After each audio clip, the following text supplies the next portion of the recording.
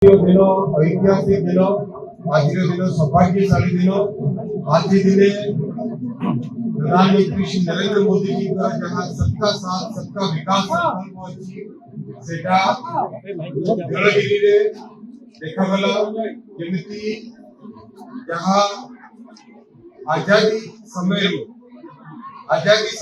जहाँ स्वप्न थिला नीलगिरी रू केमिति ट्रेन चालू हो आज ट्रेन चालू होला। बहुत प्रतीक्षित एक प्रोजेक्ट नुआ स्टेशन तैयारी होला।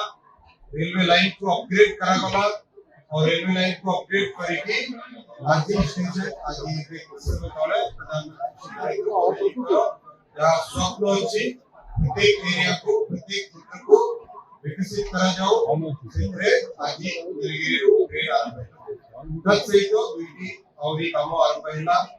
जे घंटा पड़ा रे बहुत समय रू डिमांड रही थी ओलो पाई रोड ओवर ब्रिज आरंभ जगह को फ्लाईओवर जगह को से फ्लाईओवर काम मध्य खूब शीघ्र आरंभ होबो सेटा मध्य को एठु कले एई विषय ऊपर काम करेबी। आ निधि पंडा विषय रे भी बहुत समय रू प्रॉब्लम थिला से प्रॉब्लम मध्य सॉल्व होइबा को जाउची तापय मध्य पैसा सेक्शन होला।